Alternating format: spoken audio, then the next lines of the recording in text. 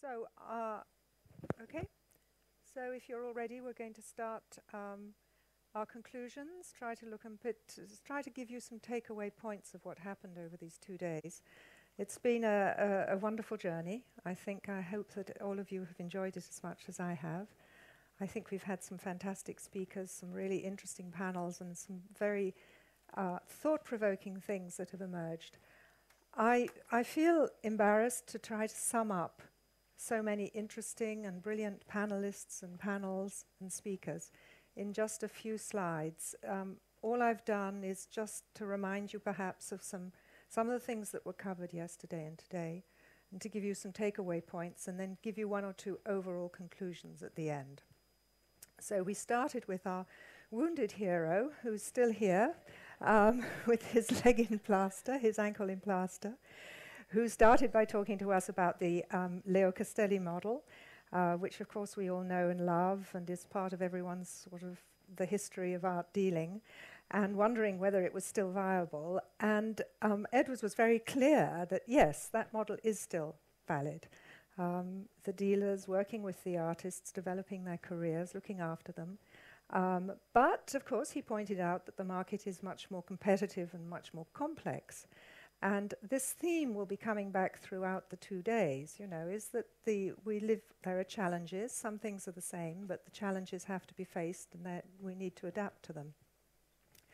One of the things that I certainly found very interesting was, and this comes from Ed's research, is the fact that perception is fact in many people's mindset.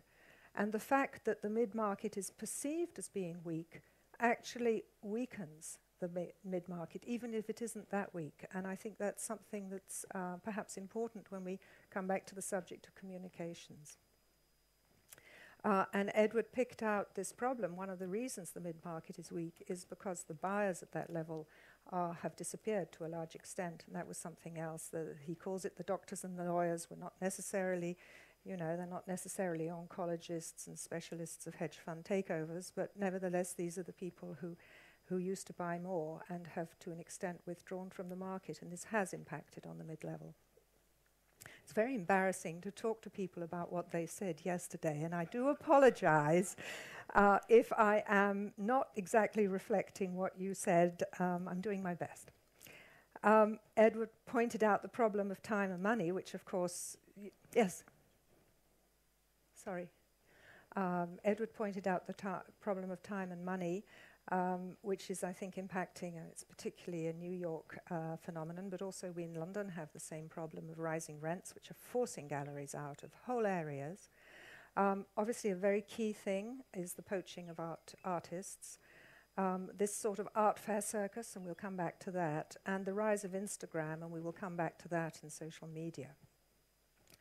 But Edward was very clear, and he not only outlined the issues that are facing us, but also the solutions, and one of them is to keep communicating. Communication.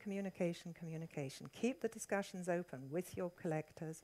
And this is something that speakers really all came back to, and I think it's one of the most important takeaways from this whole session. Edward also cautioned, because of the problem with artists possibly being poached, is that, don't go too fast. We live in a very accelerating world, so think before you leap. Talk to an artist that you might want to take on, because once you've taken them on, there might be problems down the line. Art fairs didn't come out terribly well, where they sort of did and they didn't. But the vicious art fair cycle, that sort of treadmill, was also something that a lot of speakers recommended thinking carefully about doing too many. There are so many, 220 major ones at the last count, and still counting. I think as a journalist I get a new email a week about a new fair. And Edward offered a lot of solutions, for example, collaborations, and that's another takeaway point that we've got. Thinking of working on the secondary market or move to a second location. This particularly for art fairs, you're perhaps more interested if you come from Wichita than if you come from New York. It might be easier to get into an art fair if that's what you want to do. He did some interesting research about who's more loyal, and actually judging by the admittedly slightly straw poll that he did, because he didn't get many gallerists replying, but artists seem to be more loyal. And so that's contrary to perception as well. And of course, you know, this is a world in which everyone has to adapt. And if you lose an artist to make a Gaussian, well, buy the art before they go, because it should be going up. And he ended with an encouraging message, which was reinforced by Sylvain Lévy, who is here, has just had to leave. But Sylvain Lévy told us that 80% of the work he buys is from the mid-level galleries, and it's great to be a mid-level gallery. You don't have the pressures of being a huge guy, and you possibly don't have the strains of being emerging and not having the same base. The next panel was joint events versus going solo. And it was actually very interesting because it was even physically sort of geographical. You know, we had New York one end and we had Warsaw the other end in the east. And of course, these were very different models. And so it was actually quite difficult to generalize about what was going on there. And obviously, the situation is very different. The costs in Berlin, I think it was 7,000 euros. Each gallerist had to pay to be part of Berlin Gallery Week. And then we discovered that in Hungary, the galleries are actually paid by the government. So that was really rather good news. Oh, no, it was in Austria. Vienna was getting the city support, and Berlin doesn't get any. I think another thing that's a real takeaway is the importance of galleries to band together and to establish an identity. And this came out very much. These gallery events are very much a means for galleries to affirm and to band together, and together we are stronger. It's very much the, particularly in times which are difficult. Infrastructure, obviously, and that's something that obviously is related to money, but you need somebody to actually put together these events. And Dorsey, at the end, gave us her 3 takeaway points: have a unique position, be open for collaboration. It keeps coming back in my presentation.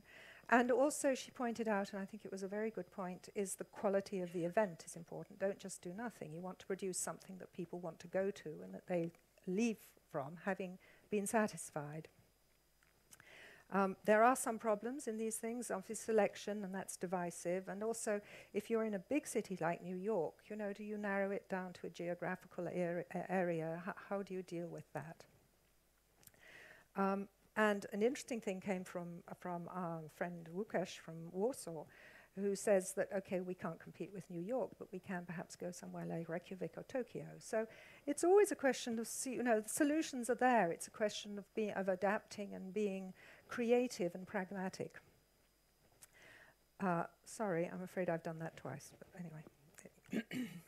So then we moved on to Thomas Galbraith's presentation about the online world. He very briefly outlined what happened at the beginning during the dot-com boom, when there were a lot of attempts to move towards selling art online. The early attempts all crashed out, and Sotheby's actually lost $100 million doing it. So, you know, they were seriously scalded. But since then, in just 14 years, the situation has changed enormously. It changed in the quality of the images, the usability of the sites. The sites are much better to navigate, much more easy to navigate. The maturity of what's shown and how they work, and also what are called trust marks. 14 years ago, people weren't really happy about giving a credit card to buy something online, and that's evolved enormously, and that's being reflected in the selling of art over the internet. Now, Thomas argued that much more information is available, and this creates more transparency. I personally think this is a debatable issue, because you also don't know, for example, and as he admitted himself, how much something sells for online. So it goes both ways. But what is for sure is that you can look up with a click of your mouse, you can find out how much a painting sold for last year, the year before. You can compare artists, and so artists' work. So that is a very positive aspect. And of course, the online world gives access. It opens up. You can be sitting there in Barcelona and you can be showing something to somebody who's in a completely different time zone, in a different part of the world. So this opens up the world.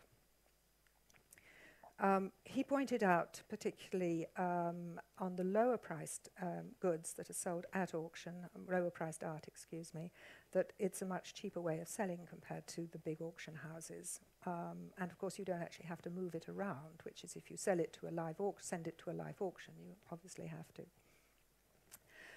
And he pointed out the advantages of the internet, art data, which we've talked about, finding out art prices, analysis of the market. There are a number of sites that can give you a chart about how a certain artist has performed. Even within the work of a certain artist, you can see how Warhol flower painting, flower scenes, screen scenes have a silk screens, excuse me, have worked. And of course, social media, which we come back to again and again. Instagram, we keep coming back to that, and of course it has a worrying effect for dealers because it means that the artist himself can create a community and the dealer himself can be bypassed.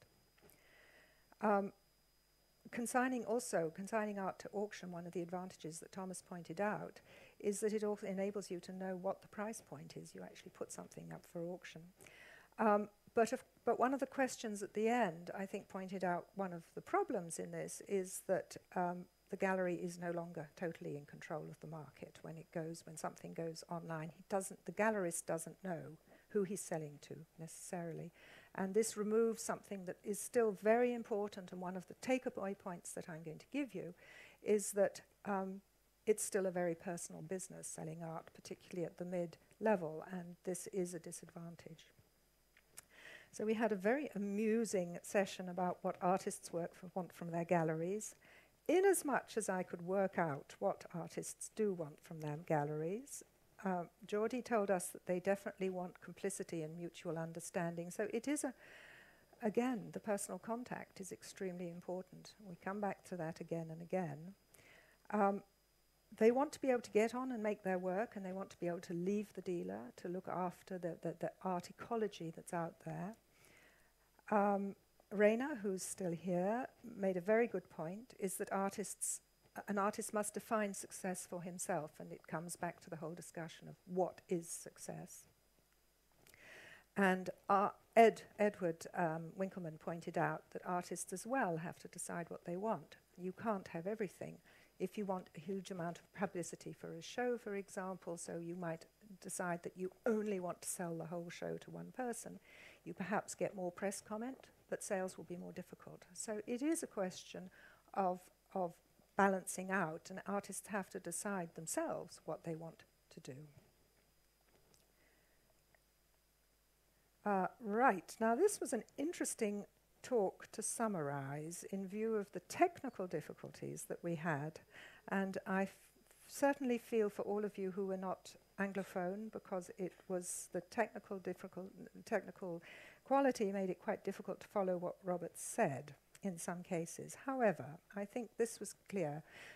It was supposed to be a conversation. As you saw, it was not a conversation, but Robert is such an interesting person that we were super happy to hear what he had to say, even if it did not take the form of a conversation, nor indeed did it follow exactly what you were told it would follow. So I think it was wonderful, though, because Robert brought us back to what art criticism should be about, which is about the work itself. It brought us back to the artists. And he did point out that a critic is a journalist and that he should give some facts to the viewer as well. Tell us about the work. And I thought this was a very interesting and good point. He had some harsh words to say about the way a lot of art criticism is today. Criticism, or a sort of university-learned critical discourse, which sometimes gets in the way of that journalistic clarity that he thinks is valid. He talked about two influences on art criticism, universities and the market itself. We come back to the market.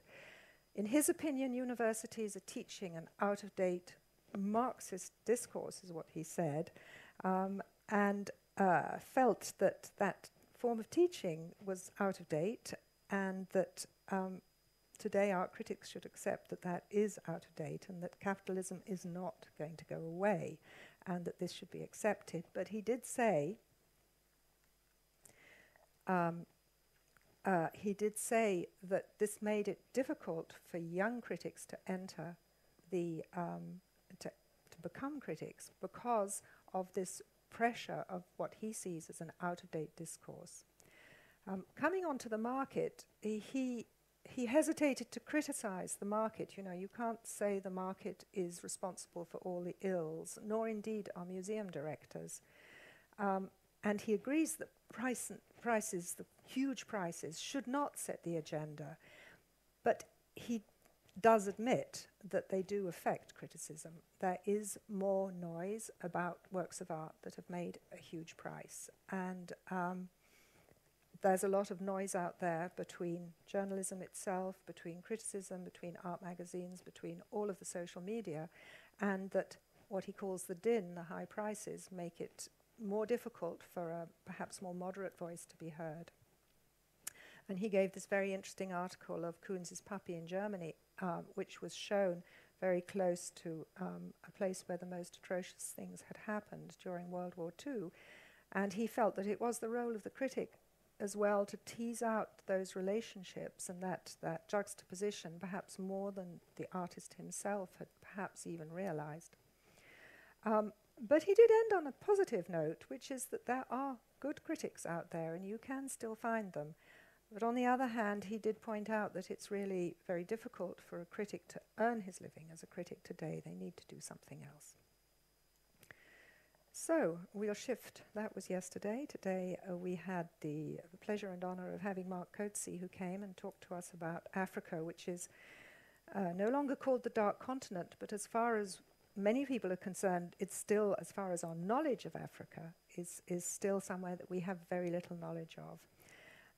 He talked very interestingly about this particular situation of Africa with 54 countries, but he felt that the information about South Africa is quite applicable to other countries. Of course, the South African situation was specific. I mean, it's all post-colonialist, but the evolution of the system within that isolation imposed by apartheid gave South Africa, he told us, a cultural independence. And because they had to work in this sort of closed country, it meant that the whole cultural system worked outside and sort of fed on itself and looked after itself, which he felt was a very pure thing. He did point out that the institutional system is based on European models. But it seems that there is a new post-apartheid generation of artists coming through who are very interesting. And what I think is very interesting is that the commercial galleries have been the motor of this flowering of art today. They're the ones who've really driven forward what's happening there. For example, they donate to museums, they organize shows, they publish catalogues, and I think it's very encouraging commercial galleries to know that they can have such an influence, even today in a country, on what's going on culturally. He also pointed out that we probably, because of art fairs, we know, well, certainly I know 2 galleries, but there are a lot of other huge galleries with staffs, huge spaces, staffs of 30 or 40 people, and they are selling because there is tremendous wealth in the region.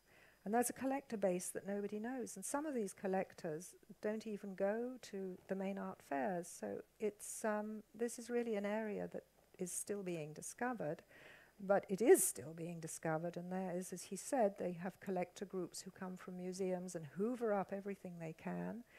Obviously, you have museums like Tate who have got acquisition committees. So, you know, there is a lot of interest building, and all the Western galleries he didn't mention by name, but the main New York galleries are all coming in. So it certainly is an important, significant new entrant into the art market, and I think probably worth visiting. I mean, it seems it's the only way to know what's happening there. And he said that the art scene was ethical controlled, and then gave us a very interesting presentation about the museum that will open in 2 years' time, and showed us this extraordinary project of Thomas Heatherwick, the designer. So we moved on slightly more financial, perhaps. We moved on to new roles in the art market, so moderated by Dorsey. We had somebody who worked for the Fine Art Fund who has huge experience, Guy, not only of funds but has worked in many parts of the art market. We had Alistair Hicks from Deutsche Bank talking about these roles. And there was quite a lot of discussion of funds, which Guy Jennings obviously felt has been part of people seeing art as an asset class and has broadened the way people see art in society. He pointed out that the Fine Art Fund, which is the most successful of the funds at the moment, and which its first part will end at the end of next year, so then we'll really be able to judge how it's done. They do support artists and galleries, for example, by buying up 2 or 3 works, or even a whole show sometimes. And their policy for selling back is to, first of all, offer on the primary market back to the gallery itself. And one of the criticisms of funds is that they put things in store and you never see them, which is not really what an artist wants to happen to his work. But some of their holdings do go back into museums. The fund has a smallish number of investors, he said 125, but we don't know exactly what the weighting of them, if there are a few big investors and many more smaller ones. Sorry, I have done the same thing twice.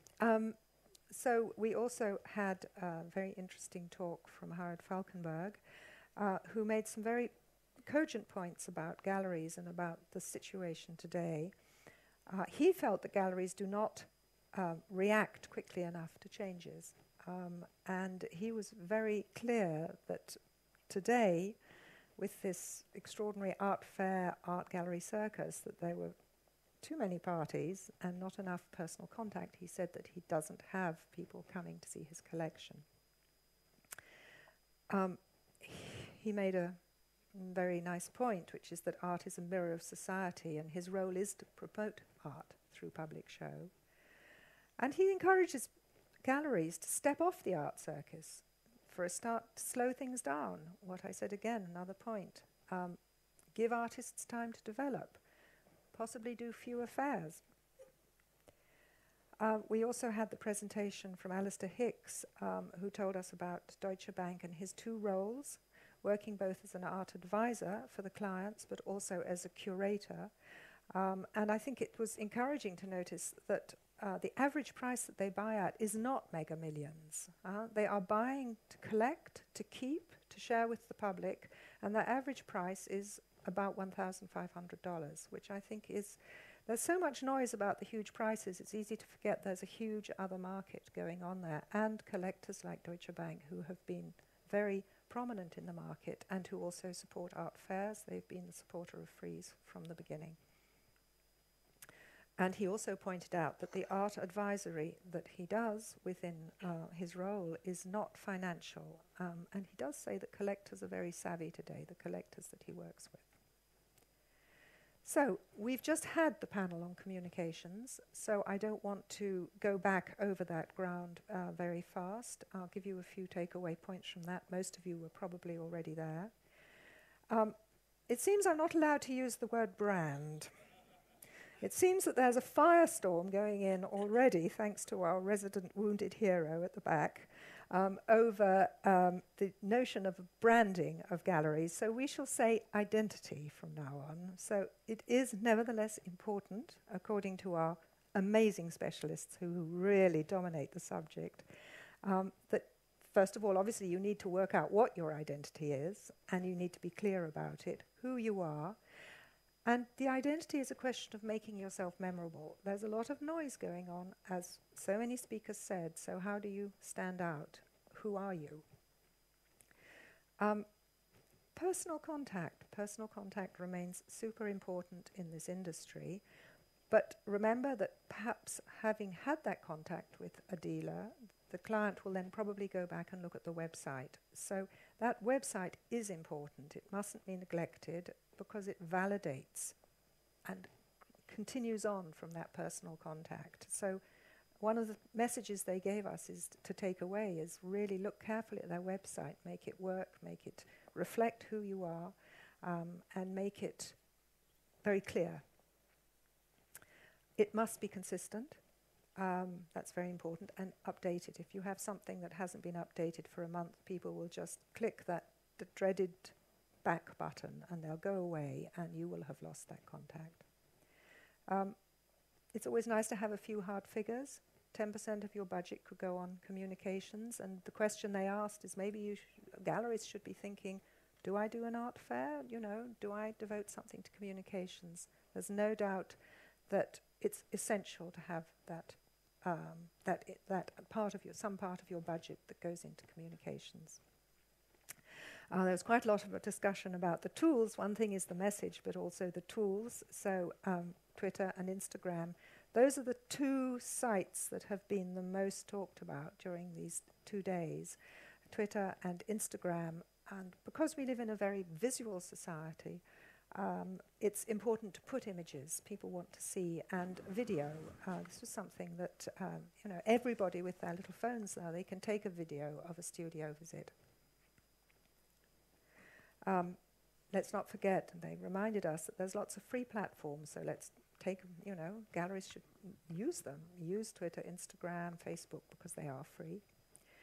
And don't forget the resources that galleries shouldn't forget the resources that they already have, which is their database, and connect with them and try to seek to grow the number of people that they're in contact with through the database. But, of course, don't assassinate them. Last year, we had somebody from the institutional field who said, I am fried with emails. And it was a wonderful expression, because you aren't really fried with emails, but you know exactly what she means. Hundreds of emails that are not really giving her the information she wants. So use communications carefully, effectively, targeted.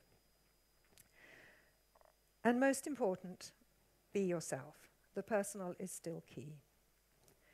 So what are the conclusions that we pull away from all of this? I mean, every speaker comes back to the same thing.